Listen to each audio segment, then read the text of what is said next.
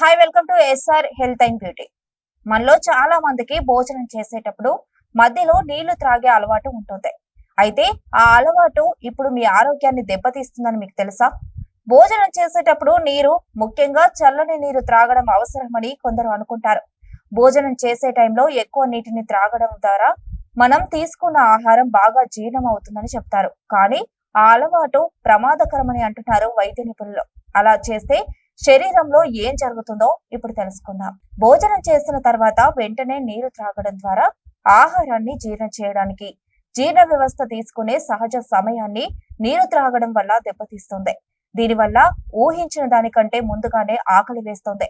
అప్పుడు అతిగా తింటాం. అలా చేయడం వల్ల కడుపు ఉబ్బరం వంటి సమస్యలు వస్తాయని వైద్య నిపుణులు అంటున్నారు. మనం భోజనం చేస్తూ నీళ్లు త్రాగడం వల్ల మనం తీసుకున్న ఆహారం సరైన క్రమంలో జీర్ణం కాదు. సాధారణంగా మనం తింటున్న ఆహారంతో మన శరీరంలో జీర్ణక్రియ జరగడం కోసం కొన్ని రసాయనాలు విడుదలవుతాయి. అయితే మనం మధ్యలో నీళ్లు త్రాగడం వల్ల ఆ రసాయనాల గాఢత తగ్గి మన ఆహారం సరిగ్గా జీర్ణం కాకుండా చేస్తుంది. భోజనం మధ్యలో నీళ్లు త్రాగడం వల్ల జీర్ణ ఎంజైమ్లు దెబ్బతింటాయి. ఇది గ్యాస్ట్రిక్ సమస్యలకు దారితీస్తుంది. జీర్ణక్రియకు లాలాజలం అనేది చాలా ముఖ్యం. అయితే భోజన సమయంలో నీళ్లు త్రాగడం వల్ల మీ లాలాజలం పలచన అవుతుంది. సాధారణంగా భోజనంతో పాటు నీళ్లు త్రాగే వారికి బరువు పెరగడం పెద్ద సమస్యగా కూడా మారుతోంది.